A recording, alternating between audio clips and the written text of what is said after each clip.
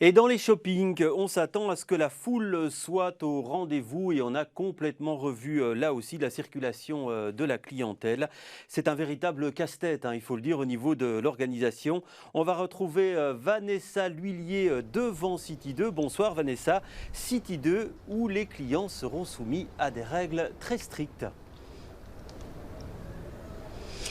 Oui, bonsoir Jean-Christophe. Alors effectivement, ici, c'est un petit peu comme partout ailleurs, des règles très strictes, vous l'avez dit.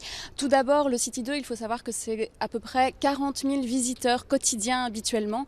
Alors la première des mesures, ça sera évidemment de limiter le nombre de personnes. On sera à 3 000 personnes maximum en même temps qui pourront fréquenter le centre commercial. Alors pour que ces 3 000 personnes puissent circuler de manière fluide, eh bien, il y a 7 entrées sur les 10 qui seront ouvertes. Il y aura également 10 personnes pour garder ces entrées et essayer de filtrer aussi au fur et à mesure les personnes, évidemment pour qu'il n'y ait jamais de cohue à l'intérieur du centre commercial. Il y a aussi un sens de circulation qui sera mis en place et puis le centre commercial a placé des autocollants un peu partout pour rappeler ces fameuses distances de sécurité. Alors il faut aussi savoir que tout le centre commercial ne rouvrira pas ses portes. Il y a à peu près 80% des enseignes qui seront ouvertes. Celles qui resteront fermées, ce sont les agences de voyage comme l'agence Neckermann, les bars à ongles et également tout ce qui est coiffure évidemment. Et puis au niveau de la partie nourriture, là aussi on sait que City 2 avait fait de nombreux travaux il y a quelque temps pour de restauration et de rénovation de son site, et notamment pour la partie food.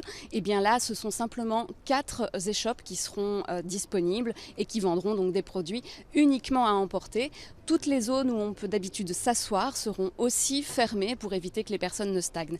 Alors il est demandé également de respecter évidemment le port du masque si c'est possible, de se laver les mains, du gel hydroalcoolique sera mis un petit peu partout dans le centre, et puis on rappellera tout le temps ces mesures de sécurité, tous les quarts d'heure de manière audio, et puis il y aura aussi des panneaux publicitaires qui eux afficheront les consignes de sécurité élémentaires.